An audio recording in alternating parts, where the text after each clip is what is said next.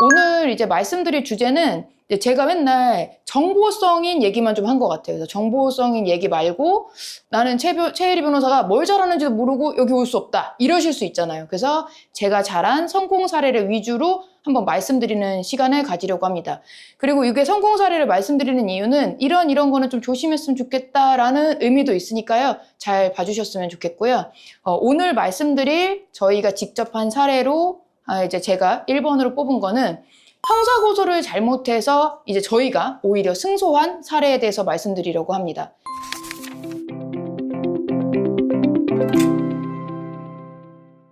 그러니까 우리 돌아가신 우리 아버지께서 유언장을 남기셨습니다. 그래서 자필 유언장이 있어서 유언 검인 절차를 거치고 있었는데 검인 절차로 하자니 너무너무 오래 걸리는 거예요. 그 유언장의 내용은 우리 많이 나를 돌봐준 우리 의뢰인한테 모든 상속재산을 주겠다라는 내용이었습니다. 그러니까 우리 의뢰인은 당연히 유언 검인 절차를 진행하고 있었는데요.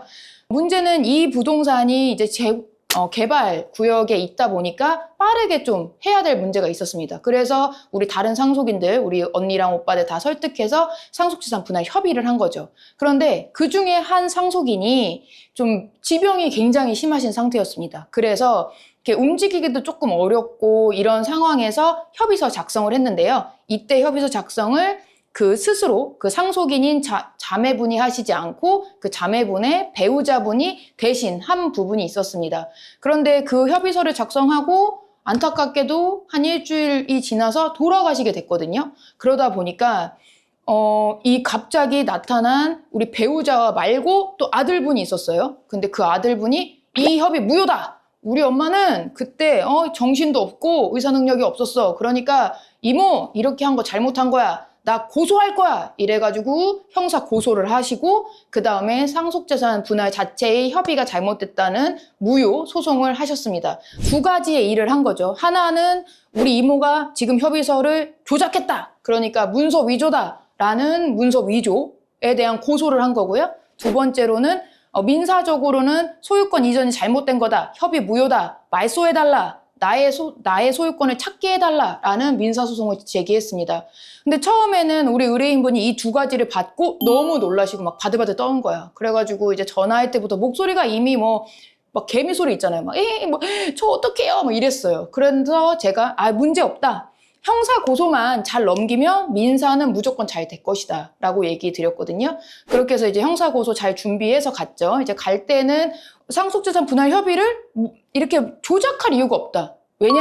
우리는 유언장이 있는데 그냥 유언장으로 하면 되는 걸 왜 내가 협의서를 이렇게 조작까지 하느냐. 이런 문서 위조 행위를 하지 않는다. 그러니까 이거 내가 그럴 리가 없다라는 얘기를 저희가 했고요.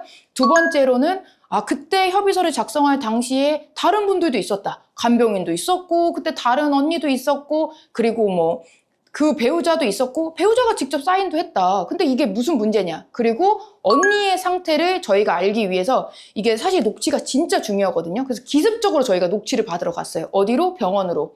그래서 병원에 가서 저희가 그 간병인을 찾아서 그때 언니 상태 기억나지 않느냐 해서 그때 괜찮았다라는 녹취까지 확보를 했습니다.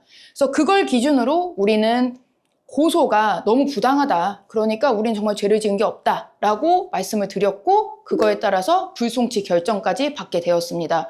저희가 이제 형사에 따르면 피고소인 조사가 있거든요. 피고소인 조사를 할 때도 저희가 정말 막 드라마틱하게 했거든요. 우리 의뢰인 막 울고 제가 막 달래고 어떤 이런 식으로 해서 저희가 불송치 결정을 받았고 그러고 나니 민사에서도 당연히 유리한 위치를 점할 수밖에 없었죠. 왜?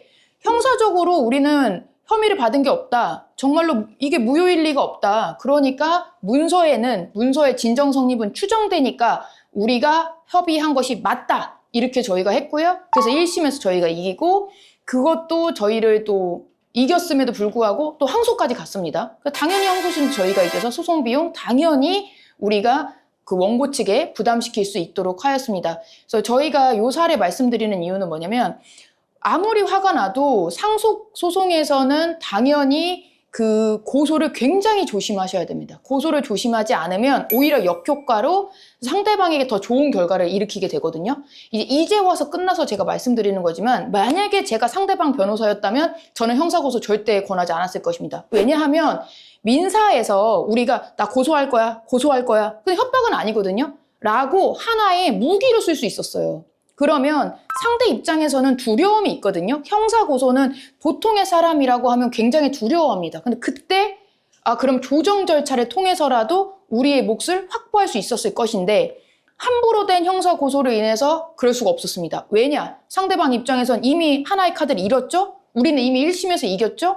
당연히 2심에서 우리가 협의 봐줄 리가 없잖아요. 그러니까 형사 고소는 상속소송에서는 정말 조심해서 해야 되고 정말 중요한 시기에 해야 합니다. 그래서 그거를 잘못하시면 이렇게 오히려 질 수 있거든요. 그래서 오늘의 영상은 형사 고소를 할 때 정말 많이 조심하셨으면 해서 만든 영상이고요. 그리고 고소를 진행하는 것보다 안 진행할 때 더 많은 걸 얻을 수 있으니까 그거는 이제 변호사님들과 잘 상의해서 결정하셨으면 좋겠습니다. 오늘의 영상 도움이 되셨길 바라겠고요. 구독과 좋아요 눌러주세요. 감사합니다.